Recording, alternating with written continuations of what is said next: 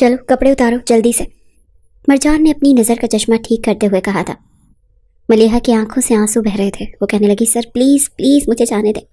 ملیحہ ہاتھ جوڑتے ہوئے کہنے لگی، لیکن مرجان کچھ بھی سننے کے موڈ میں نہیں تھا۔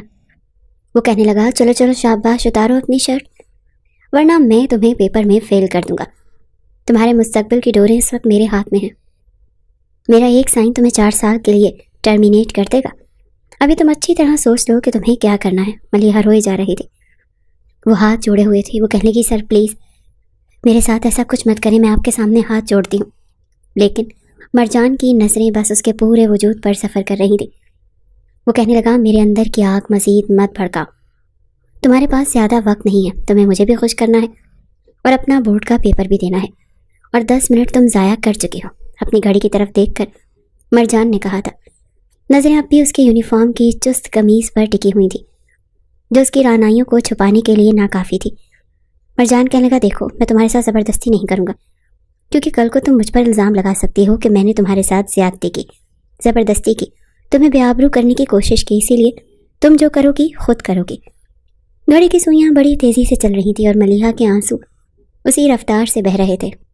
وہ بار بار کبھی گھڑی کو دیکھتی تو کبھی اپنے سامنے کھڑے اس سنگ دل شخص کو جو کہ اس کے اسکول میں اسے میتھ پڑھاتا تھا۔ پتہ نہیں ایگزامینیشن بورڈ میں وہ کیسے پہنچ گیا تھا، نہ صرف وہاں پہنچا تھا بلکہ اس کی کلاس میں جا کر سب کے سامنے اس کا پیپر چھینا اور کہنے لگا تم چیٹنگ کیوں کر رہی ہو۔ ملیحہ تو اس کی بات سن کر حیران تھی۔ سب کے سامنے اسے کلائی پکڑ کر اسے ایک بند کمرے میں لے کر آیا تھا، اور اب جو کچھ اس سے کہہ رہا تھا وہ ملیحہ سوچ بھی نہیں سکتی تھی۔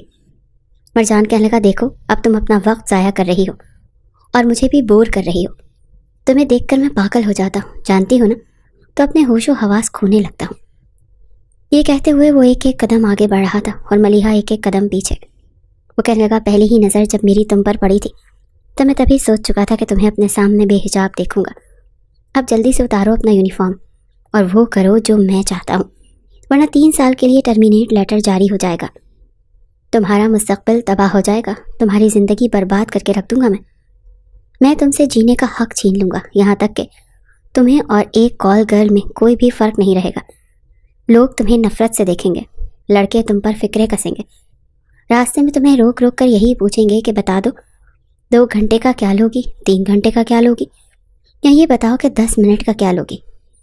ایک ایک قدم وہ اس کی جانب بڑھا رہا تھا اور ملیحہ کو لگ رہا تھا جیسے اس کا سانس رک جائے گا۔ پیچھے دیوار تھی، اسی لیے ملیحہ کا راستہ رکا تھا اور مرجان اپنا ہاتھ اس کے دونوں جانب دیواروں پر رکھے اور اپنا چہرہ اس کے چہرے کے بالکل قریب کر گیا۔ وہ کہنے لگا بتاؤ کیا چاہتی ہو تم، مجھے سیراب کر دو اور میں اس بات کو راضی رکھوں گا، تم ایک باعزت لڑکی ہی کہلاؤ گی یا پھر میں تمہیں بدنام کر دوں گا، اور تم جانتی ہو نا بد سے بدنام برا ہوتا ہے، انسان بدی کر کے لوگوں کی نظر میں اپنے آپ کو اچھا ثابت کر لیتا ہے، لیکن اگر بدنام ہو جائے تو کبھی بھی لوگوں کی نظروں میں اس کا مقام نہیں بن پاتا۔ اب یہ تمہارے ہاتھ میں ہے، وقت تمہارے پاس ہے۔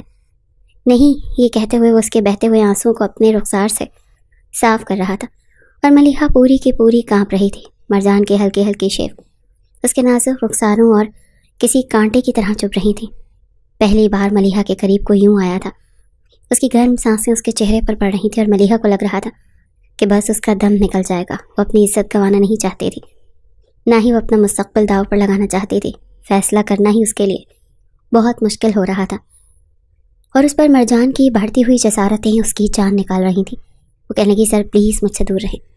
وہ کہنے لگا ایسے کیسے دور رہوں، پاگل تو تم نے مجھے ہی کیا ہے، ایسا لباس پہن کر آؤ گی تو بڑے بڑوں کا ایمان ڈول جائے گا، اور میں تو پھر مرجان ہوں، ایک کریکٹر لیس ٹیچر، اپنی اسٹوڈنٹ پر گندی نظر رکھتا ہوں جو بڑا سخت تھا۔ وہ کہنے لگا میرے پاس وقت نہیں ہے، میں صرف تمہیں 2 منٹ دے رہا ہوں، تیسرے منٹ یا تو تم اپنی شرٹ اتارو گی یا پھر میں تمہیں واپس کلاس میں چھوڑاؤں گا اور تمہیں ٹرمینیٹ کر دوں گا۔ یہ کہہ کر وہ کچھ پیچھے ہٹا تھا لیکن اس لڑکی کی بے بسی کو دیکھ رہا تھا جو پوری کی پوری لرز رہی تھی۔ 1 منٹ گزر چکا تھا اور دوسرے منٹ اور سیکنڈ کی سوئیاں بڑی تیزی سے سفر کر رہی تھیں۔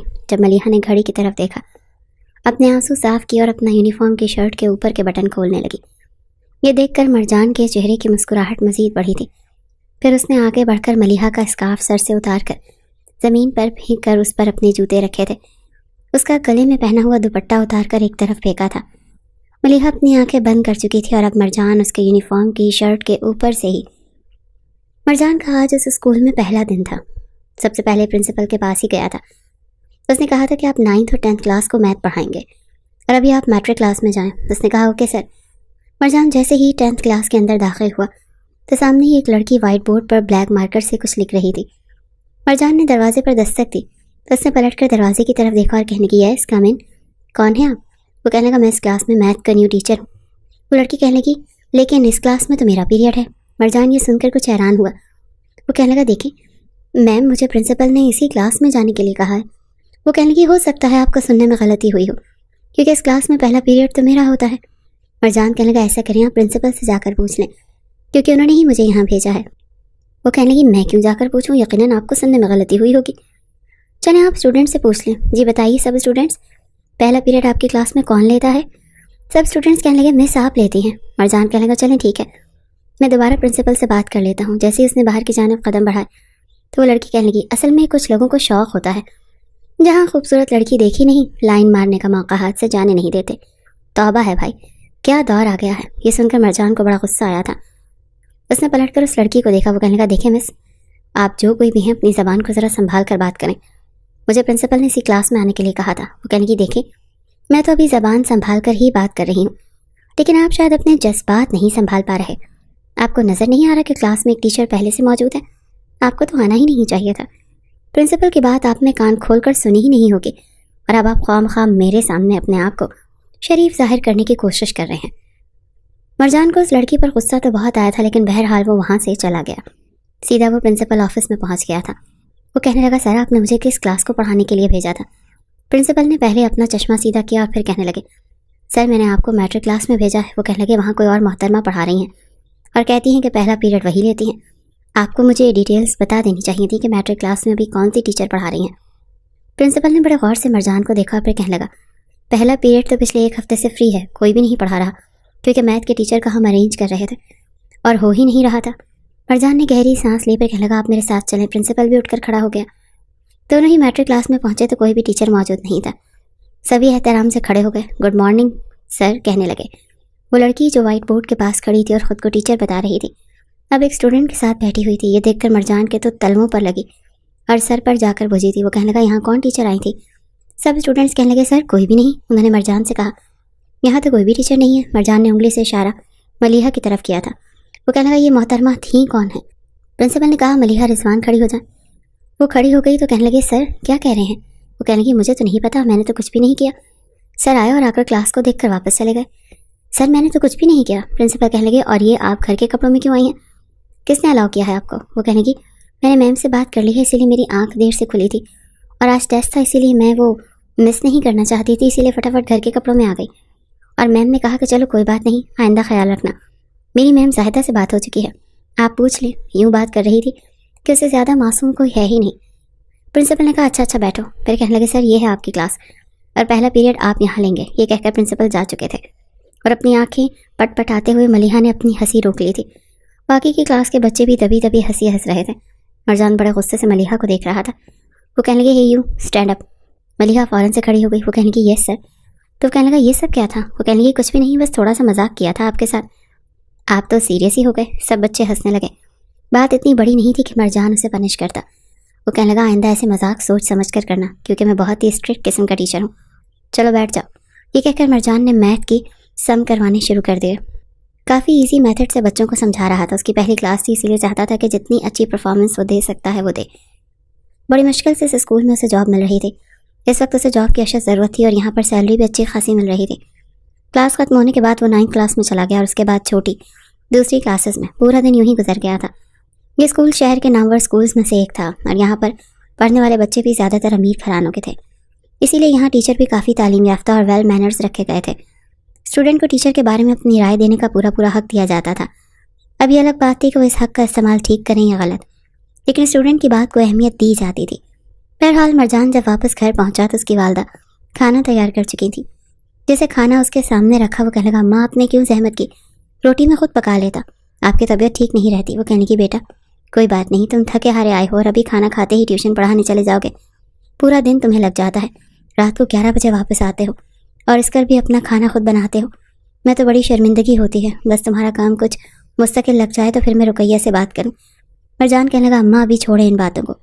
آپ نے کھانا کھایا کہ نہیں؟ وہ کہنے لگی نہیں، میں نے ابھی نہیں کھایا، سانس ابھی بھی پھول رہا تھا۔ مرجان کی والدہ فرزانہ بیگم دمے کی مریضہ تھی، ذرا سا چلتی تو سانس پھولنے لگتا تھا، اور جیسے ہی روٹی بناتی یا کھانا پکاتی تو کھانسی کا دورہ سا پڑنے لگتا تھا۔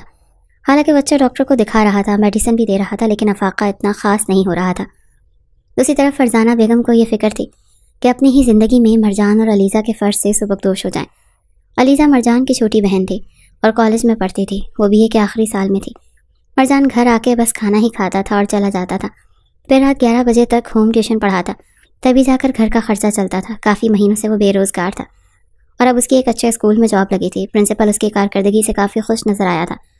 وہ کافی سنجیدہ مزاج قسم کا لڑکا تھا۔ آج بھی وہ کلاس لے رہا تھا جب اسے یہ محسوس ہوا جیسے کوئی دھیمے دھیمے لہجے میں باتیں کرنے میں مصروف ہے۔ اس نے ایک نظر پوری کلاس پر ڈالی، سب وائٹ بورڈ کی طرف متوجہ تھے، کسی کو بھی دیکھ کر یہ نہیں لگ رہا تھا کہ وہ باتیں کر رہا ہے۔ مرجان نے دوبارہ سے پلٹ کر وائٹ بورڈ پر سمجھانا شروع کر دیا۔ ایک دم سے چپس کھانے کی آواز آئی، اس نے پلٹ کر دیکھا تو تبھی ملیحہ نے اپنا منہ زور سے بند کیا تھا، لگ رہا تھا جیسے اس کے منہ میں کچھ ہے۔ مرجان چلتا ہوا اس کے پاس آ گیا، وہ کہنے لگا یو اسٹینڈ اپ۔ وہ کھڑی ہو گئی تو کہنے لگا منہ کھولو۔ اب تو ملیحہ کی جیسے جان نکلی تھی، وہ کب سے اپنی برابر والی کلاس فیلو نشا سے باتوں میں مصروف تھی اور ساتھ ساتھ چپس بھی کھا رہی تھی۔ مرجان کی کلاس میں بے حد خاموشی ہوتی تھی، ذرا سی آہٹ بھی صاف سنائی دیتی تھی۔ اس نے کہا کچھ کہا ہے میں نے تم سے؟ تم کیا کلاس کو اپنا گھر سمجھ رکھا ہے؟ کس کی اجازت سے تم کھا رہی ہو؟ وہ کہنے لگی سر وہ صبح ناشتہ نہیں کیا تھا، وہی معصومیت بھرا لہجہ، لیکن مرجان اس کے لہجے اور معصومیت کو اچھی طرح سے سمجھتا تھا۔ وہ کہنے لگا شٹ اپ، تم ناشتہ کر کے آئی ہو یا نہیں آئی یہ میری ذمہ داری نہیں ہے۔ آئندہ میری کلاس میں اگر تم کچھ کھاتی ہوئی نظر آئیں تو میں تمہیں کلاس سے باہر نکال دوں گا۔ ساری کلاس کے سامنے ملیحہ کو مرجان نے بہت برے طریقے سے ڈانٹا تھا۔ ساری کلاس کے سامنے ملیحہ کو اپنی بے عزتی سی محسوس ہوئی تھی، لیکن یہ بے عزتی اس پر زیادہ دیر اثر انداز نہیں رہتی تھی۔ وہ ایک غیر سنجیدہ قسم کی لڑکی تھی۔ کلاس ختم ہونے کے بعد نشا نے اس سے کہا دیکھو یہ دوسرے ٹیچرز کی طرح نہیں ہے جو تمہاری غیر سنجیدہ عادت کو نظر انداز کریں، میں تمہیں پہلے ہی کہہ رہی ہوں کہ مت کھاؤ۔ وہ کہنے لگی میں تو کھاؤں گی، ہر ان کے پیریڈ میں ہی کھاؤں گی، اور دیکھ لینا یہ مجھے کچھ بھی نہیں کہیں گے۔ نشا کہنے لگی یہ تھپڑ تمہارے منہ پر پڑ جائے گا سر کے ہاتھ سے۔ وہ کہنے لگی اچھا تم نے مجھے شاید بہت ایزی لے رکھا ہے، ابھی ملیحہ نے اپنا جلوہ دکھایا ہی کہاں ہے۔ یہ کہتے ہوئے اس نے اپنے ماتھے پر آنے والے بالوں کو پھونک مار کر پیچھے کیا تھا۔ ملیحہ کا یہی کام تھا، اپنے سب ٹیچر سے چکنی چپٹی باتیں کرتی تھی، اپنی معصومیت کا ڈرامہ رچاتی تھی اور سب کے دل میں اپنی جگہ بنا لیتی تھی۔ اسی لیے اس کی چھوٹی موٹی شرارتوں کو کوئی بھی توجہ نہیں دیتا تھا اور ٹیچرز کے چھوٹے موٹے کام بھی کر دیتی تھی۔ ایک بار جیسے ہی چھٹی ہوئی، مرجان اپنی بائک سٹارٹ کر کے مین روڈ پر آیا ہی تھا جب پیچھے سے گاڑی نے ٹکر ماری تھی۔ جیسے اس نے پلٹ کر دیکھا تو وہ گاڑی ملیحہ کی تھی۔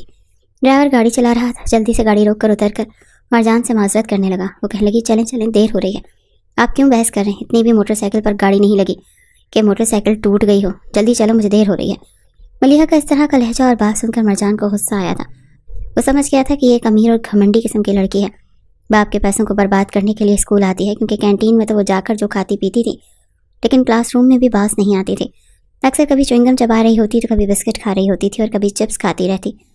ایک بار مرجان نے تمام اسٹوڈنٹ سے کہا کہ اپنی کاپیاں مجھے اسٹاف روم میں پکڑا دو، میں چیک کر لوں گا۔ ایک دفعہ وہ اس وقت اکیلا اسٹاف روم میں تھا، کوئی اور ٹیچر موجود نہیں تھا، سبھی اپنی کلاس لینے لگے ہوئے تھے۔ جب ساری کاپیاں اکٹھی کر کے ملیحہ اسٹاف روم میں آئی، اس نے ساری کی ساری کاپیاں مرجان کے سامنے رکھ دی۔ مرجان کہنے لگا آپ اپنی کلاس کے کسی لڑکے سے کہہ دیتی۔ وہ کہنے لگی کیوں؟ آپ مجھے کمزور سمجھتے ہیں؟ میں ساری کاپیاں اٹھا سکتی ہوں، بہت طاقت ہے مجھ میں۔ مرجان نے گہری سانس لی اور کہا کہ چلیں اچھا ٹھیک ہے آپ جائیں اب۔ وہ کہنے لگی سر وہ مس رابعہ نہیں آئی، ہمارا نیکسٹ پیریڈ فری ہے۔ مرجان کہنے لگا تو میں کیا کروں؟ وہ کہنے لگی مجھے میتھ کے کچھ سم نہیں آتے، آپ سمجھا دیں گے؟ وہی میٹھا اور معصومیت سے بھرا ہوا لہجہ تھا۔ وہ کہنے لگا ٹھیک ہے بیٹھ جاؤ، بتاؤ کیا سمجھ میں نہیں آیا؟ مرجان کے پاس ایک رف رجسٹر موجود تھا اور اس نے وہی کھول لیا۔ ملیحہ نے اسے 2-3 سوال بتائے، وہ اسے سمجھا رہا تھا، لیکن وہ مرجان کی شکل دیکھے جا رہی تھی اور مرجان کو محسوس ہوا کہ جیسے وہ لڑکی رجسٹر کے بجائے اس کے چہرے پر توجہ دے رہی ہے۔ اس نے بڑے غصے سے ملیحہ کو دیکھا تو وہ واقعی اسے ہی دیکھ رہی تھی۔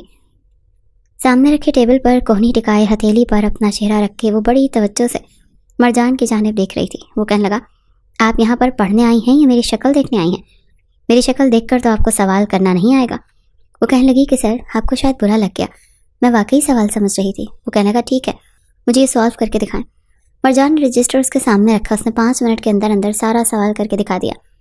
مرجان حیران تھا کہ وہ لڑکی توجہ سے سمجھ نہیں رہی تھی، تو پھر اس نے سوال کیسے سالو کیا؟ اس نے اندازہ لگایا یہ لڑکی اتنی کم عقل نہیں ہے، اگر محنت سے پڑھے تو اچھا پڑھ سکتی ہے۔ ملیحہ کہنے لگی سر مجھے سب آتا ہے۔ وہ کہنے لگا اگر سب آتا ہے تو مجھے کیوں سمجھانے کے لیے کہا؟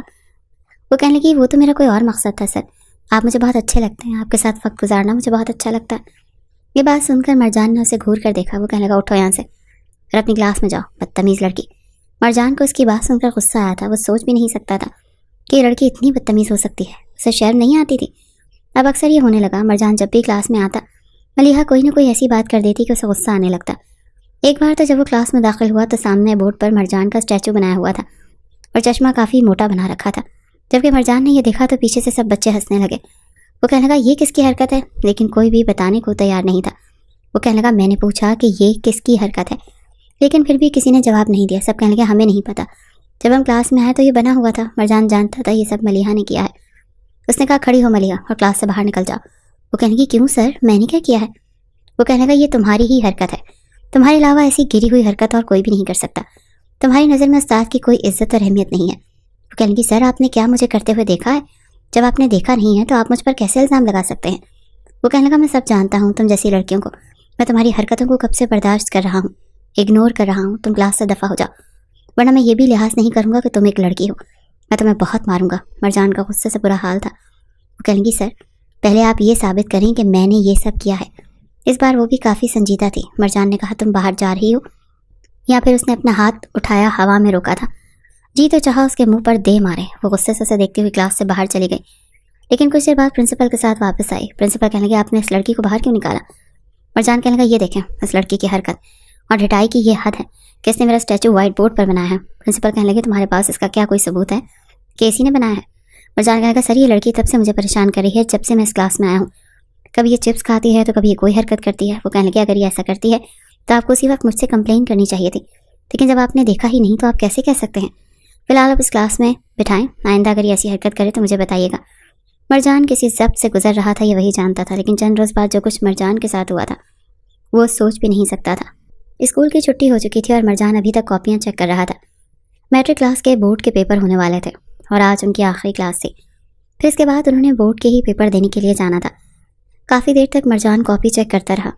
چھٹی کو 20 منٹ گزر چکے تھے جب اس نے آخری کاپی چیک کی اور ایک گہری سانس لی۔ پھر اسے کسی کے ہنسنے اور باتیں کرنے کی آوازیں آ رہی تھیں، کیونکہ تقریباً سارے کلاس روم خالی تھے۔ اسٹاف روم میں وہ اکیلا بیٹھا ہوا تھا۔ وہ کہنے کی یہ جو سر مرجان ہے نا بہت ہی گھٹیا انسان ہے۔ یہ سن کر مرجان کو حیرت ہوئی۔ وہ جیسے ہی باہر آیا تو اسٹاف روم کے برابر والی کلاس میں کوئی موجود تھا، کمرہ بند تھا۔ اس نے دروازے کو دھیرے سے کھولنے کی کوشش کی لیکن دروازہ لاک تھا۔ اندر 2 لڑکیاں تھیں اور ان میں سے ایک لڑکی کے بولنے کی آواز آ رہی تھی جو کہہ رہی تھی کہ سر مرجان مجھ پر گندی نظر رکھتے ہیں، کئی بار تو انہوں نے موقع کا فائدہ اٹھا کر مجھے غلط جگہ پر ٹچ بھی کیا ہے، ان کا بس نہیں چلتا کہ میرے ساتھ کیا نہ کر گزرے۔ پھر ایک لڑکی کی آواز آئی کیا واقعی؟ وہ کہنے لگی اور کیا؟ جب میں نے کہا سر یہ آپ کیا کر رہے ہیں تو کہنے لگے کہ اگر تم چاہتی ہو کہ تمہیں ٹیسٹ میں پاس کروں تو چپ چاپ رہو، کسی سے کچھ مت کہنا۔ یہ سن کر مرجان تو تب کر ہی رہ گیا، اس سے پہلے کہ وہ دروازے پر دستک دیتا۔ اس کے بعد جو کچھ اس نے سنا اس کے ہوش اڑ کر رہ گئے، اور اس کے بعد اس نے زور سے کمرے کا دروازہ کھٹکھٹایا تو ایک لڑکے نے کہا کہ ملیحہ کھڑکی سے باہر کود کر بھاگ جاؤ، ہمیں لگتا ہے کسی نے دیکھ لیا ہے، جلدی سے باہر نکلو۔ یہ سن کر مرجان کے ہوش اڑے تھے۔ وہ اسکول کی بیرونی جانب گیا، اس کھڑکی کے پاس جو کہ اس کلاس سے باہر کھلتی تھی جہاں سے اسے یہ سب آوازیں آ رہی تھیں، لیکن کھڑکی پر جوتوں کے نشان تھے۔ وہ تینوں اسٹوڈنٹ جا چکے تھے۔ وہ یہ تو نہیں جانتا تھا کہ وہ لڑکے کون تھے جو ملیحہ کے ساتھ کمرے میں تھے، البتہ ملیحہ کا نام اور اس کی آواز وہ اچھے طریقے سے سن چکا تھا۔ اس کا تو بس نہیں چل رہا تھا کہ وہ کیا نہ کر گزرے۔ یہ لڑکی اس کا حد تک گر سکتی تھی، وہ سوچ بھی نہیں سکتا تھا۔ اس کا دماغ اس قدر بہک گیا تھا کہ وہ سوچ چکا تھا کہ اسے مزہ ضرور چکھائے گا، اسے بتائے گا کہ گھٹیا پن کیا ہوتا ہے۔ پتہ نہیں ایسی باتیں اس نے کلاس میں کس کس کے ساتھ کی ہوں گی۔ وہ اسے بدنام کرنا چاہتی تھی، خود تو میٹرک کر کے جا چکی ہوتی لیکن وہ بدنام ہو جاتا۔ مرجان کو اپنی عزت کا بڑا پاس تھا۔ اس نے اپنے ایک ایسے دوست سے بات کی جو کہ بورڈ کے ٹیچر کو سلیکٹ کرتا تھا۔ جس اسکول میں میٹرک کلاس کے بورڈ کے پیپر تھے وہ وہیں پہنچا تھا اور پہلے پیپر میں پہنچ جاتا اور ملیحہ کی کلائی پکڑ کر اسے ایک کمرے میں لے آیا تھا۔ اپنے دوست سے وہ پہلے ہی کہہ چکا تھا اور ساری بات بھی بتا چکا تھا، اس کے دوست نے بھی اس کا ساتھ دیا، اور اب وہ ملیحہ کو کمرے میں لیا اس کے کیے کی اسے سزا دینا چاہتا تھا۔ اسے اکیلے میں لے جا کر سمجھا بھی دیتا اور اسے اچھا خاصا ذلیل بھی کر دیتا، لیکن اگلے روز اس نے جب ملیحہ سے بات کرنا چاہی تو اس سے پہلے ہی کلاس روم میں اس نے ایک بار پھر کچھ ایسے الفاظ سنے تھے جس کے بعد مرجان کے غصے کی کوئی انتہا نہ رہی۔ وہ اپنی محبوب ماں کے ساتھ ناشتہ کیے بغیر ہی اسکول آ چکا تھا۔ رات بھی ٹھیک سے کھانا نہ کھا پایا، بار بار غصے کے مارے اسے ملیحہ ہی یاد آ رہی تھی جو اس حد تک گر سکتی تھی وہ کبھی سوچ بھی نہیں سکتا تھا۔ وہ بھی دروازے کے باہر کھڑا اندر آ ہی رہا تھا کہ جب دروازے کے دائیں جانب بڑی چیئرز پر بیٹھی دو لڑکیاں آپس میں ہی بات کر رہی تھیں۔ کہنے لگیں کیا تمہیں پتہ ہے سر مرجان تو اس ملیحہ کے دیوانے ہو چکے ہیں، اسے تو پیپرز کی پرواہ ہی نہیں ہے نا، ان کے ساتھ ہنس کر 2 باتیں کرے گی اور وہ اسے پاس کر دیں گے۔ توبہ توبہ، سر کو تو ذرا بھی شرم نہیں ہے۔ اگر میرے پیرنٹس کو پتہ چلا کہ اسکول کا ماحول ایسا ہو چکا ہے اور یہاں پر مرجان سر جیسے سر آ چکے ہیں تو وہ تو مجھے اسکول سے ہی نکلوا دیں گے۔ ان کی باتیں سن کر رہی صحیح کسر بھی نکل چکی تھی۔ مرجان کو یہ نوکری پہلے ہی بڑی مشکل سے ملی تھی، اب تک وہ ایک مناسب نوکری کی تلاش میں ہی ادھر سے ادھر بھٹکتا رہا تھا، اور اب جب وہ عزت کی روٹی کمانا چاہتا تھا، سر پر ماں اور بہن کی ذمہ داریاں الگ سوار تھی، تو ایسے میں اس لڑکی نے مرجان کو بدنام کرنا شروع کر دیا تھا۔ مرجان جیسے شخص کے لیے یہ بات ہضم کرنا آسان نہیں تھی، اور یہی وجہ تھی کہ وہ آج اسے کلاس روم میں بند کر چکا تھا۔ جہاں باقی کے اسٹوڈنٹس موجود تھے وہاں سے یہ کمرہ کافی دور تھا، کوئی بھی ملیحہ کی سسکیوں کو نہیں سن پا رہا تھا۔ وہ گھبراتے ہوئے سر کو دیکھتے ہوئے یہ کہہ رہی تھی کہ میں نے کچھ نہیں کیا، پلیز میرے ساتھ کچھ بھی مت کریں، میں وعدہ کرتی ہوں میں دوبارہ آپ کے ساتھ کسی بھی طرح کا کوئی مذاق نہیں کروں گی، میں تو آپ کی طرف دیکھوں گی بھی نہیں، ویسے بھی میرا یہ آخری سال تو ہے اس اسکول میں وعدہ کرتی ہوں آپ کو میری شکل کبھی دیکھنے کو بھی نہیں ملے گی، پلیز۔ وہ روتے ہوئے اپنی شرٹ کے اوپر کے بٹن کھول رہی تھی کہ اس کے ہاتھ وہیں پر رک گئے۔ مرجان نے جب اس کے رکتے ہاتھوں کو دیکھا تو اگلے ہی پل ساتھ پڑی ہوئی کرسی پر پڑے ڈنڈے کو اٹھا لیا اور ڈنڈا اس کے ہاتھ پر مار دیا۔ اس کی انگلیاں سرخ ہو چکی تھی، کہنے لگا جلدی کرو، تمہاری یہ ساری مزاحمتیں، یہ صفائیاں اب میرے کسی کام کی نہیں ہیں، جلدی کھولو۔ مرجان ٹانگ پر ٹانگ چڑھائے بیٹھا یہ منظر دیکھ رہا تھا جب روتے ہوئے اس نے سارے بٹن کھول دیے تھے۔ ایک نظر مرجان نے اس کو دودھیا رنگت پر ڈالی، بلا شبہ اس بات میں کوئی شک نہیں تھا کہ وہ بے حد حسین تھی، اور اس وقت جس حالت میں وہ اس کے سامنے تھی اگر مرجان کی جگہ کوئی اور شخص ہوتا تو بے قابو ہو کر اس پر ٹوٹ پڑتا، لیکن وہ تو اس لڑکی سے بدلہ لینا چاہتا تھا۔ وہ اپنی جگہ سے اٹھا اور آگے بڑھ کر اپنا ہاتھ اس کی گردن پر رکھ دیا اور اس کی گردن کو مضبوطی سے اپنے ہاتھوں میں جکڑ رہا تھا، یہاں تک کہ اس سے سانس لینا بھی دوبھر ہو گیا۔ وہ سانس نہ لینے کی وجہ سے ہانپ رہی تھی، آنکھوں سے آنسو گر رہے تھے۔ اس سے پہلے کہ وہ رحم کی بھیک مانگتی، مرجان نے اس کے لبوں کو اپنی گرفت میں لے لیا۔ وہ دوہری اذیت سے دوچار ہو رہی تھی جب ایک ہی جھٹکے سے مرجان نے اس کی شرٹ کو کھینچ کر الگ کیا تھا۔ اس کے لبوں پر کفل لگا چکا تھا، چاہ کر بھی وہ کچھ بول نہیں پا رہی تھی جب مرجان نے اپنی شدتیں اس پر لٹانی شروع کر دی۔ ایک پل کو وہ یہ بھی بھول چکا تھا کہ وہ بدلہ لینے کے لیے اس لڑکی کے قریب آیا ہے۔ اس پر جنون سوار ہو چکا تھا، ہر ایک چیز کو بھولے وہ اس کے ساتھ حدود تجاوز کرتا چلا گیا۔ تکلیف اور اذیت کیا ہوتی ہے وہ سب کچھ اس وقت ملیحہ محسوس کر رہی تھی۔ وہ چیخنا چاہتی تھی، چلانا چاہتی تھی، مدد کے لیے پکارنا چاہتی تھی، لیکن اس کی ہچکیاں اس کے حلق میں ہی دم توڑ رہی تھیں۔ پورا وجود کانپ رہا تھا، لیکن مرجان جیسا بھرپور مرد جو عمر میں اس سے 12 سال بڑا تھا اس پر اپنی شدتیں لٹاتا جا رہا تھا۔ جب تک اس کا جی نہ بھرا وہ اس کے وجود کو اپنی شدتوں کا نشانہ بناتا رہا۔ ملیحہ کی گردن پر کاٹے جانے کے کئی نشان تھے، اس کے کاندھوں پر سرخ نشان صاف نظر آ رہے تھے کہ اسے کسی مرد نے بڑی فرصت سے اپنی گرفت میں لے کر اپنی شدتیں اس کے وجود پر لٹائی ہیں۔ جب اسے اذیتوں سے دوچار کر چکا تو ایک جھٹکے سے اسے غصے سے جدا کیا تھا۔ ملیحہ کی حالت یوں تھی جیسے اس کے جسم میں جان ہی باقی نہ رہی، وہ فرش پر گری آنکھیں موندے بے حال ہو چکی تھی۔ حقارت بھری نظر اس نے اس ملیحہ پر ڈالی جس کے منہ سے جو الفاظ اس نے اس روز سنے تھے وہ اسے مزید غصہ کرنے پر مجبور کر رہے تھے۔ مرجان نے اسے اس حالت میں تڑپتا دیکھا تو ذہن میں وہی الفاظ پھر سے گونجنے لگے جو اس نے سنے تھے جب ملیحہ کہہ رہی تھی کہ سر تو موقع ڈھونڈتے ہیں مجھے ٹچ کرنے کا، جب بھی اسٹاف روم میں جاؤ مجھے اپنی باہوں میں بھر کر کتنی ہی بار میرے ساتھ حدود سے گزرنے کا سوچ چکے ہیں۔ یہ تو میں ہوں جو ان کو دور رکھے ہوئے ہوں، ورنہ وہ تو میرے ساتھ پیسے دے کر بھی یہ سب کچھ کرنے کو تیار تھے۔ یہ الفاظ سن کر ہی مرجان کو سب سے زیادہ غصہ آیا تھا۔ اسے اسی حالت میں چھوڑ کر اس کا اسکارف اور شرٹ اس کے وجود پر پھینک چکا تھا، اور ایک جانب کو تھوک کر کہنے لگا یہ ہے تمہاری اصل اوقات، تم نے مجھے بدنام کیا تھا نا، اب خود کو دیکھ لو کس حالت میں پہنچ چکی ہو۔ یہ یاد رکھنا کہ جب ایک شریف انسان بدلہ لینے پر آئے تو وہ کس حد تک جا سکتا ہے۔ آئندہ کے بعد تم کسی شریف شخص پر الزام لگانے کے قابل نہیں رہی۔ یہ کہہ کر وہاں سے باہر آ چکا تھا۔ کتنی ہی دیر تک وہ زندہ لاش بنی وہاں پر پڑی رہی۔ کچھ ہی دیر پہلے جو کچھ اس کے ساتھ ہوا وہ ابھی تک اپنی آنکھوں کے سامنے منظر کو چلتے ہوئے محسوس کر رہی تھی۔ روتے ہوئے اس نے اپنے آپ کو ٹھیک کیا، اسے یہ پیپر ہر حال میں دینے تھے۔ رہ رہ کر اسے وہ وقت یاد آ رہا تھا جب اسکول میں ہر ٹیچر اور سر کے ساتھ ہنسی مسکراتی شوخ انداز میں باتیں کیا کرتی تھی۔ یہاں تک کہ اسکول کے پرنسپل کے ساتھ بھی اس نے بہت بار مذاق کیے تھے، لیکن ہر کوئی نہ جانے کیا دیکھ کر اسے نظر انداز کر دیا کرتا۔ کسی نے بھی اس کے ساتھ یہ حرکت نہیں کی جو سر مرجان کر چکے تھے۔ وہ پھوٹ پھوٹ کر رو رہی تھی، اٹھ کر گھسیٹتے ہوئے قدموں کے ساتھ۔ جب اس نے کمرے کے باہر قدم رکھنا چاہا تو اس کی نظر سامنے کے بورڈ میں لگے ہوئے کانچ پر پڑی۔ اپنا عکس دیکھ کر اسے خود سے صحیح معنوں میں اغارت اور نفرت محسوس ہو رہی تھی۔ وہ اپنے دونوں ہاتھوں سے اپنا منہ نوچ چکی تھی، خود کو ہی گالی دے کر کہنے لگی، یہی ہونا چاہیے تھا تمہارے ساتھ، یہی اصل اوقات ہے تمہاری جو تمہیں سر مرجان دکھا کر گئے تھے۔ تم اسی قابل تھیں، تم اپنی اصلیت بھول کر خود کو بڑھا چڑھا کر لوگوں کے سامنے پیش کرتی تھی۔ یہی ہونا چاہیے تھا ملیحہ تمہارے ساتھ، یہی ہونا چاہیے تھا۔ وہ روتے ہوئے دوبارہ کمرہ امتحان میں گئی۔ وہ کمرہ امتحان میں داخل ہوئی تو ہر کوئی سر اٹھا کر اسے دیکھ رہا تھا۔ وہ شوخ انداز و مسکراہٹ اس کے چہرے سے شاید ہمیشہ ہمیشہ کے لیے اب غائب ہو چکی تھی۔ آج سے پہلے کسی نے بھی اسے اس قدر سنجیدہ نہیں دیکھا تھا۔ اس نے لرزتے ہوئے ہاتھوں کے ساتھ پیپر حل کیا تھا، آنکھوں سے آنسو بہہ رہے تھے اور پیپر کو بھگو رہے تھے۔ اس کے ساتھ بیٹھی اس کی سہیلیوں نے پوچھنا بھی چاہا کہ کیا ہوا ہے تمہیں، کیا کہا تم سے سر مرجان نے، بتاؤ، لیکن وہ چاہ کر بھی کچھ بول نہیں پائے۔ بس خاموشی سے پیپر حل کرنے کے بعد وہ وہاں سے باہر نکل گئی تھی۔ خود کو گھسیٹنے کے انداز میں وہ اپنے گھر پہنچی تھی۔ جیسے ہی گھر میں قدم رکھا تو اندھیرا پھیل چکا تھا۔ اس کی ماں اس وقت صحن میں لکڑیاں جلائے ہنڈیاں چڑھا چکی تھی۔ پورے گھر میں دھواں پھیل رہا تھا۔ جیسے انہوں نے ملیحہ کو دیکھا تو خود بھی کھانستے ہوئے کہنے لگی، بیٹا آ گئی پیپر دے کر، کیسا ہوا پیپر؟ ایسا کرو جلدی سے کمرے میں چلی جاؤ اور دروازہ بند کر لو، ایک تو کل رات بارش میں یہ لکڑیاں باہر ہی پڑی رہ گئیں۔ تمہارے ابا کو کہا بھی کہ جاؤ جا کر خشک لکڑیاں لا دو، مگر کہتا ہے اگر ان پیسوں سے خشک لکڑیاں لے آیا تو سبزی کے لیے پیسے نہیں بچیں گے۔ اب دیکھ لو یہ پورا گھر دھوئیں میں ڈوبا پڑا ہے۔ وہ بہت کچھ بول رہی تھی، لیکن ملیحہ نے یہ سوچ کر شکر ادا کیا کہ دھوئیں میں ماں اس کا چہرہ نہیں دیکھ پائی۔ اس کے گال پر موجود کھرچیں، اس کی گردن پر موجود وہ نشان۔ وہ چپ چاپ اپنے کمرے میں گئی تھی، بیڈ پر اوندھے منہ لیٹ گئی۔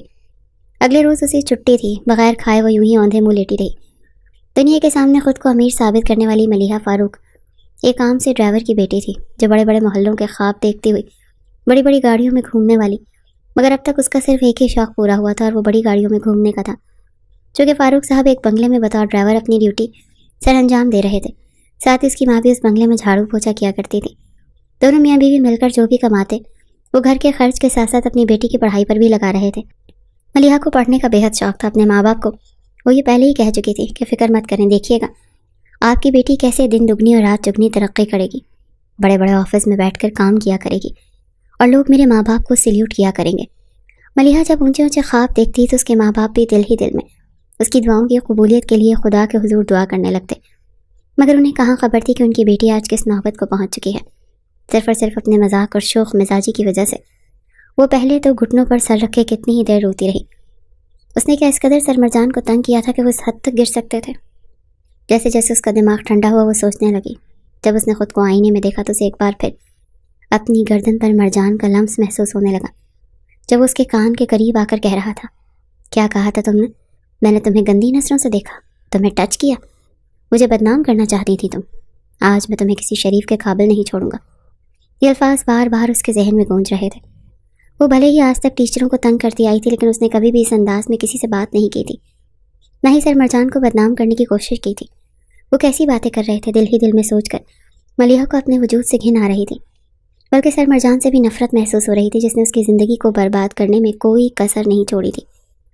وہیں مرجان جب اپنے گھر گیا تو کافی پرسکون دکھائی دے رہا تھا۔ جلدی فارغ ہو کر اپنی ماں اور بہن کے ساتھ آج وہ مدتوں بعد رات کا کھانا مل کر کھا رہا تھا۔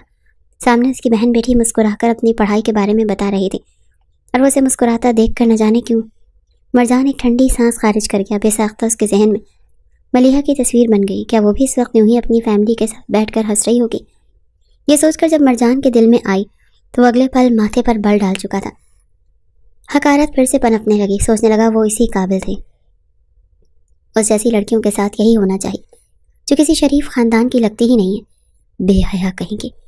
کھانا کھا کر کچھ دیر اپنی ماں اور بہن کے ساتھ بیٹھنے کے بعد وہ کمرے میں جا چکا تھا، لیکن وہ ساری رات اس کی کروٹیں بدلتے گزر گئی۔ اگلے 2 روز ایسے ہی بے چینی سے گزرے۔ تیسرے روز وہ ایک بار پھر ہال میں ڈیوٹی دے رہا تھا۔ جب باقی اسٹوڈنٹس کمرے میں آئیں تو ملیحہ بھی وہیں پر آئی تھی، بالکل خاموش، سر جھکائے، چپ چاپ وہ اپنی سیٹ پر بیٹھی تھی۔ وہاں پر اس اسکول کی باقی لڑکیاں بھی موجود تھیں۔ ایک لڑکی جس کا نام مہجبین تھا، اس نے سر کو اپنے قریب راؤنڈ لگاتے دیکھا تو اگلے پر ہنس کر کہنے لگی، سر کون سی سزا دی ہے آپ نے ملیحہ کو؟ جب سے آپ اسے بازو سے کھینچ کر باہر لے کر گئے ہیں اس دن کے بعد سے تو اس کو جیسے چپ لگ گئی ہے، ورنہ اتنے سالوں میں گزشتہ 10 سالوں سے ہم اس لڑکی کو جھیلتی آ رہی ہیں، لیکن یہ لڑکی تو اچھے اچھوں کو سیدھا کر دیتی تھی۔ ساتھ ہی کچھ فاصلے پر بیٹھی ہوئی ملیحہ کے تو ہاتھ پاؤں نیلے پڑنے لگے جب مرجان نے بھی دبی دبی غراہٹ کے ساتھ کہا، ایسا سبق یاد کروایا ہے کہ اگلے آنے والے 10 سالوں میں بھی نہیں بھولے گی۔ دوبارہ کسی کا تماشا بنانے سے پہلے 10 بار سوچے گی۔ اس کے ہاتھ ایک بار پھر لرز رہے تھے۔ بڑی مشکل سے اس نے پیپر حل کیا تھا۔ سر مرجان کے تو وجود سے بھی اسے خوف آ رہا تھا۔ وہی لڑکی مہجبی ایک طنزیہ نظر اس پر ڈالنے کے بعد ہنسی تھی۔ نہ جانے کیوں سے ملیحہ کو اس حالت میں دیکھ کر کافی خوشی محسوس ہو رہی تھی۔ جلدی سارے بورڈ کے پیپر ختم ہو چکے تھے اور آخری بار تمام لڑکے لڑکیوں کو ایک بار پھر اسکول میں گیٹ ٹوگیدر کیا گیا تھا، لیکن ملیحہ نہیں گئی تھی۔ جب سے 10ویں کلاس میں آئی تھی اس نے اس آخری گیٹ ٹوگیدر کا بڑا پلان بنا رکھا تھا کہ ٹیچرز کو یوں تنگ کرنا ہے، سب ٹیچرز کو ان کی پوری عادات بتا کر اسٹیج پر ڈرامہ پیش کرنا ہے۔ وہ اچھا خاصا ڈرامہ پلان کر چکی تھی، لیکن آج یہ اسکول بالکل بے رونق تھا۔ 10ویں کلاس کے لڑکے لڑکیاں سبھی موجود تھے، مگر ان میں ملیحہ نہیں تھی۔ یہاں تک کہ پرنسپل نے بھی کہہ دیا کہ ملیحہ کہاں ہے۔ ملیحہ کے بغیر تو یہ محفل بالکل بے رونق لگ رہی ہے۔ یہاں تک کہ ملیحہ کو کال بھی کی گئی، لیکن وہ اپنا نمبر بند کر چکی تھی۔ نہ جانے کیوں مگر اس روز مرجان کو بار بار وہ وقت یاد آیا تھا۔ اندر ہی اندر اسے اب پچھتاوا ہو رہا تھا۔ وہ خود سے ہی سوال کرنے لگا کہ کہیں اس نے اس لڑکی کو اس کی غلطی سے بڑھ کر سزا تو نہیں دے دی۔ اسے ڈانٹ کر بھی تو سمجھا سکتا تھا، یا پھر اس کے ماں باپ کو بلاتا۔ اس کا باپ بھائی تو لازمی ہوگا، اسے بلا کر اس کی اصل حقیقت بتاتا۔ دل و دماغ کی جنگ میں وہ پوری طرح سے ڈسٹرب ہو کر رہ چکا تھا۔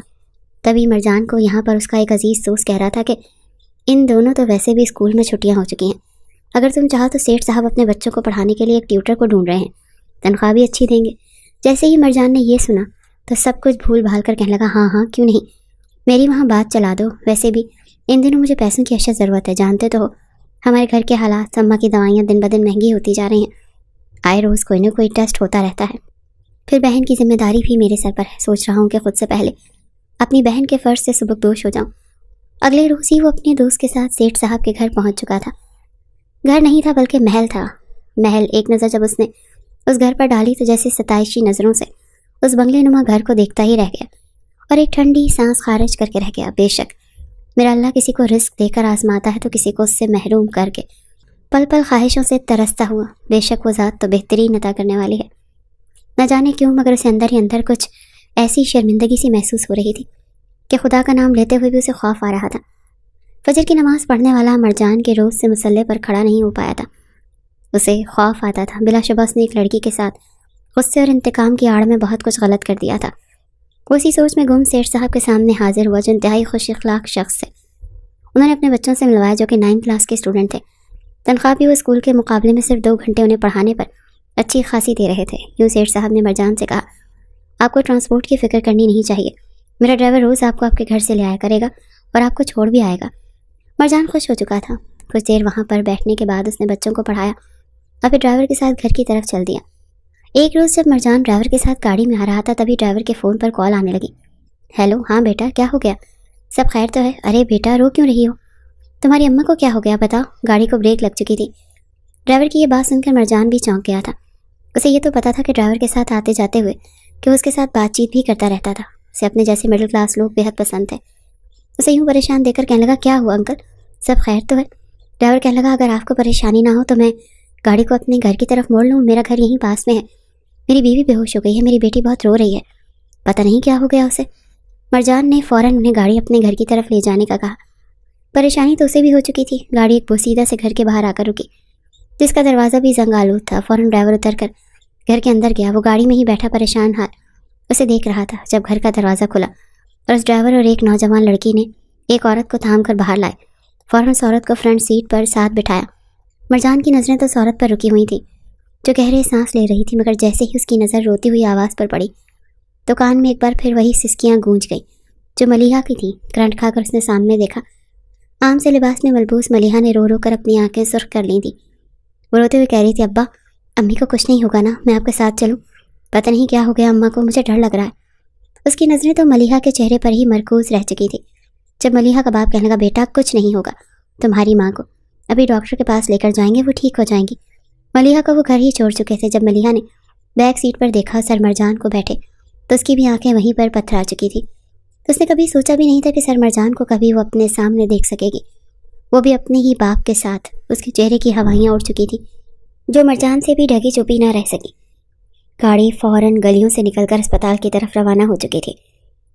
جب اس نے فاروق صاحب کو دیکھا اور کہا کہ آپ ہاسپٹل ہی چلیے، میں آپ کے ساتھ جاؤں گا، میرا وہاں پر ہاسپٹل میں جاننے والا ایک دوست ہے، آپ کی بیوی کا چیک اپ جلدی ہو جائے گا۔ وہ جلدی اسپتال پہنچ چکے تھے۔ اثر و رسوخ استعمال کرتے ہوئے علاج بھی جلدی شروع کر دیا گیا تھا۔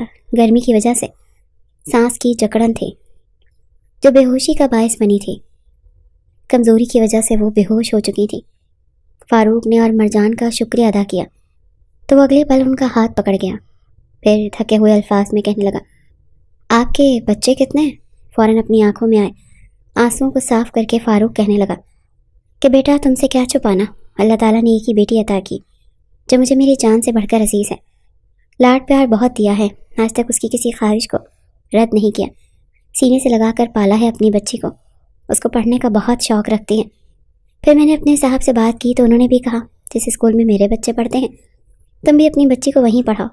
تو اسکول کے پرنسپل سبھی جانتے ہیں کہ یہ میری بچی تھی، ہونہار بھی بہت ہے، پڑھ لکھ کر بڑا نام کمانا چاہتی ہے۔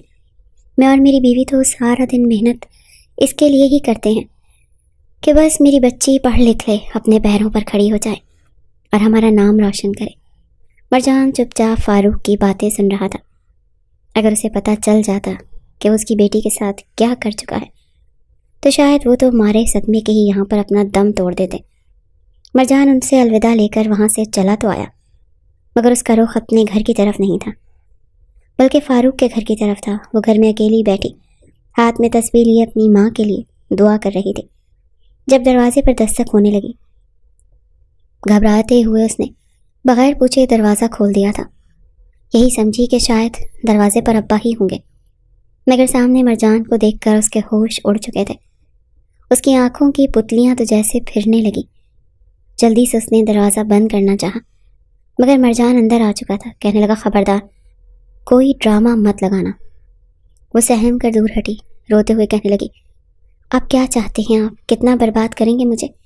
کیا من نہیں بھرا مجھے نوچ نوچ کر کھانے کے بعد آپ کا؟ اب کیا میرے باپ کے سامنے مجھے رسوا کرنا چاہتے ہیں؟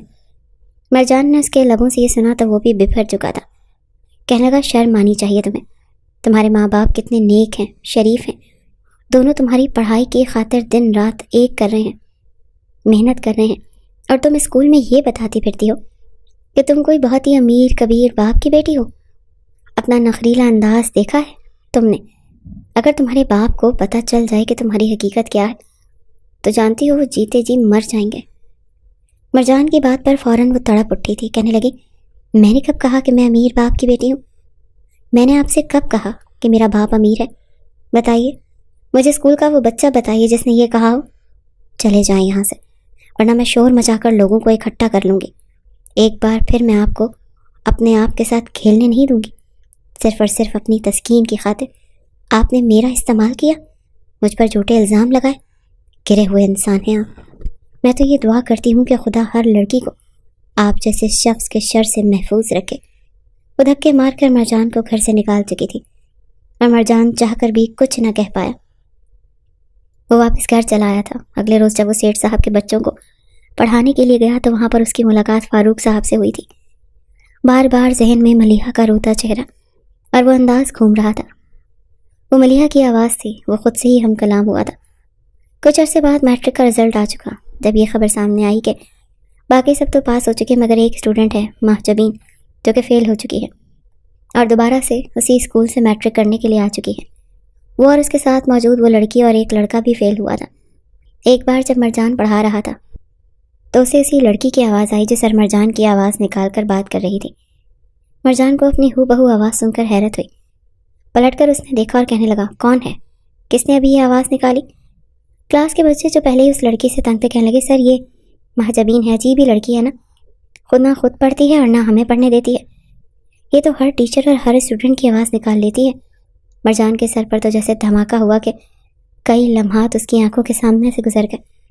اس نے کتاب وہیں رکھی اور اس لڑکی کو اپنے سامنے بلایا، پھر کہنے لگا، میری آواز نکالو۔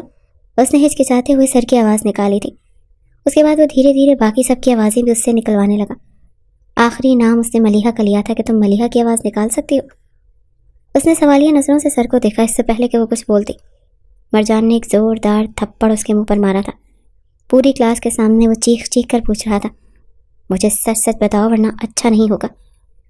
وہ رو رہی تھی، معافی مانگ رہی تھی، مگر مرجان پوری کہانی سمجھ چکا تھا۔ اسے الگ اسٹاف روم میں لے گیا اور وہاں پر یہ سوال کیا تو خوف کے مارے وہ سب کچھ بتانے پر مجبور ہو گئی۔ اس کے ساتھ موجود لڑکی کو بھی مرجان کے ہاتھ لگے تو روتے ہوئے وہ بھی سب کچھ بتا چکا تھا کہ یہ شروع ہی سے ملیحہ سے جالس ہوتی آئی ہے. یہی وجہ ہے کہ اس نے یہ سب کچھ کیا تاکہ ملیحہ کو سب کی نظروں میں گرا سکے، اور خاص کر آپ کی نظروں میں گرا کر اسے اسکول سے نکلوا سکے. مرجان کے تو سر پر جیسے بم پھٹ چکا تھا. یہ اس نے کیا کر دیا تھا؟ اگلے ہی پل اس نے جا کر اسکول کے پرنسپل سے بات کی. بلا شبہ وہ امیر کبیر باپ کی بیٹی تھی، مگر اسے اسکول سے نکلوا دیا گیا تھا. 4 سال تک کہیں بھی اب آگے پڑھ نہیں سکتی تھی. مرجان تھکے ہارے قدموں سے گھر لوٹا. آنکھوں سے آنسو تھے جو مسلسل بہہ رہے تھے کہ اس نے ایک معصوم بے قصور لڑکی کو اس غلطی کی سزا دی تھی جو اس نے کی ہی نہیں تھی. وہ پھوٹ پھوٹ کر روتے ہوئے بس سب کچھ ٹھیک کرنا چاہتا تھا. اگلے ہی روز اس نے اپنی ماں کو یہ فیصلہ سنایا کہ وہ اب شادی کرنا چاہتا ہے. فرزانہ بیگم کہنے لگیں، اچھا، میں تو یہ خبر سننے کو ترس چکی تھی. کل ہی جا کر میں علیزہ کا ہاتھ مانگتی ہوں. مگر وہ کہنے لگا کہ علیزہ نہیں، ملیحہ، میں ملیحہ سے شادی کروں گا. اس نے جو کچھ کیا تھا وہ روتے ہوئے اپنی ماں کو بتا گیا، جسے سننے کے بعد اس کا ہاتھ بھی سیدھا اپنے سینے پر گیا تھا. کہنے لگی، بیٹا، یہ کیا کر دیا تم نے؟ بہتر یہی ہے کہ وہ لڑکی ہماری بہو بنے. اگلے روز وہ رشتہ لے کر ان کے ہاں پہنچ چکے تھے. جب اتنے اچھے با اخلاق لڑکے کا رشتہ فاروق صاحب نے اپنی بیٹی کے لیے دیکھا تو وہ خوش ہوئے تھے، لیکن کہنے لگے کہ بیٹا، تم عمر میں میری بچی سے کافی بڑے ہو، اور میں اپنی بیٹی کی مرضی کے خلاف کوئی فیصلہ نہیں کروں گا. جب ملیحہ کو پتہ چلا کہ مرجان سر کا رشتہ ہے تو وہ انکار کر چکی تھی. کہنے لگی کہ نہیں، میں کبھی بھی اس سے شادی نہیں کروں گی. وہ کسی بھی طور مرجان سے ملنا نہیں چاہتی تھی. یہ مرجان کی ماں تھی جس نے اکیلے کمرے میں لے جا کر اس سے بات کرتے ہوئے اسے سمجھایا تھا، مرجان کا پیغام دیا تھا، جسے سننے کے بعد وہ پہلے سے بھی زیادہ ٹوٹ کر بکھر چکی تھی. وہ اپنا چہرہ ہاتھوں میں چھپا کر رونے لگی. کہنے لگی، مجھے تو لگا تھا شاید میرا ان سے یہ مذاق کرنا انہیں مجھ سے بدلہ لینے پر مجبور کر گیا، لیکن اب جب یہ حقیقت سامنے آئی تو میں مر کر بھی ان سے شادی نہیں کروں گی. یہ کہتے ہوئے وہ اپنا رخ موڑ چکی تھی. مرجان کی ماں کمرے سے باہر نکل آئی. فاروق صاحب کا اور بیوی کا یہی دل تھا کہ وہ مرجان کو اپنا داماد بنائیں. اصل غصہ تو اسے محجبین پر آ رہا تھا، جس کی وجہ سے یہ سب کچھ ہوا تھا. اگلے ہی روز وہ اپنے گھر سے باہر نکلی تھی، ہاتھ میں ایک چیز چھپائے. وہ محجبین کے گھر کے باہر آ کر کھڑی ہو گئی. اس وقت اس کے ساتھ کوئی بھی نہیں تھا. محجبین کچھ دیر بعد جب گھر سے باہر نکلی تو اس نے موقع پا کر اسے بالوں سے گھسیٹا اور بالوں سے پکڑ کر گردن سے دبوچ کر گھر کی پچھلی طرف لے جانے لگی. وہ چیختی ہوئی مدد طلب کر رہی تھی، مگر اس نے اسے زور سے دیوار میں مارا تھا، اور اگلے ہی پل اس کے سینے پر بیٹھ کر کینچی کی نوک اس کی گردن کے پاس لے کر گئی اور تھپڑ مار کر بولی کہ بتاؤ، کیا یہ سارا کیا دھرا تمہارا تھا؟ گھبراتے ہوئے پہلے تو نفی کرنے لگی، لیکن پھر خوف کے مارے کہنے لگی کہ ہاں، میں تم سے چلتی تھی، تبھی یہ سب کچھ میں نے کیا، لیکن اب مرجان صاحب نے مجھے سزا کے طور پر نکال دیا ہے. غصے اور انتقام میں اس کی آنکھوں میں بدلہ اتر آیا تھا. اس نے اپنے ناخن اس کی گردن اور چہرے پر مارنے شروع کر دیے. وہ کینچی سے اس کے سارے بال کاٹ چکی تھی. کہنے لگی کہ تمہاری وجہ سے میرے ساتھ اتنا بڑا حادثہ ہو گیا، یہی سزا ہے تمہاری. اسے گنجا کر کے وہیں چھوڑ کر جا چکی تھی. مرجان تک بھی یہ خبر پہنچی. کچھ روز بعد ہی ملیحہ کی ماں کا انتقال ہو چکا تھا. مرجان اور اس کی ماں بھی اس وقت ان کے گھر میں موجود. مرجان کی ماں بہن نے اسے بہت سنبھالا تھا. مرنے سے پہلے اس کی ماں بھی اسے مرجان کے رشتے کی بات کر رہی تھی. پھر ایک بار جب انہوں نے مرجان کے لیے ملیحہ کا ہاتھ مانگا تو صرف اور صرف اپنے ماں باپ کی خوشی کی خاطر وہ ہاں کر چکی تھی. کچھ ماہ بعد ہی وہ رخصت ہو کر مرجان کے گھر چلی گئی. مرجان نے اسے اپنی بیوی بنانے کے بعد ہاتھ جوڑ کر اس سے معافی مانگی تھی. وہ گھٹنوں کے بل بیٹھ کر اسے کہہ رہا تھا کہ جو سزا دینا چاہو دے سکتی ہوں، میں اف تک نہیں کروں گا. بھلے ہی عمر میں بڑا تھا، لیکن ملیحہ نے اسے کوئی خاص جواب نہیں دیا. اس کی بیوی ہونے کے ناطے اس گھر کی ذمہ داریاں بھی سنبھال رہی تھی. مرجان نے اس کا ایڈمیشن بھی کالج میں کروا دیا تھا. وقت کے ساتھ ساتھ زخم بھرنے لگے. سب کچھ غلط فہمی کی بنیاد پر ہوا. سنی سنائی بات پر عمل کر کے اس نے اگر ملیحہ کی زندگی برباد کی تھی تو وہ آج اسے اپنا بھی چکا تھا. جیسے جیسے اس بات کی سمجھ ملیحہ کو آئی تو اس نے اپنا رویہ مرجان کے ساتھ ٹھیک کر لیا. اور مرجان نے پوری کوشش کی تھی کہ وہ اس کا شوخ اور چنچل پن واپس لا سکے، اور اس میں کسی حد تک کامیاب بھی ہو چکا تھا۔ وہ ہنستی کھلکھلاتی شرارتیں کرتی ملیحہ دوبارہ سے اسے واپس مل چکی تھی۔ اب اس کے گھر میں ملیحہ کے قہقہے بکھرتے تھے، اور وہ ان قہقہوں کو سن کر اب خود کو خوش قسمت تصور کرتا تھا۔ دوبارہ اس نے بھول کر بھی کبھی ملیحہ کو ان اذیتوں سے دوچار نہیں کیا تھا جن سے وہ اسکول کے خالی روم میں ہوئی تھی۔ آج بھی جب وہ ملیحہ کے قریب آتا تو ملیحہ کا پورا وجود اس کی محبت سے سرشار ہو جایا کرتا تھا۔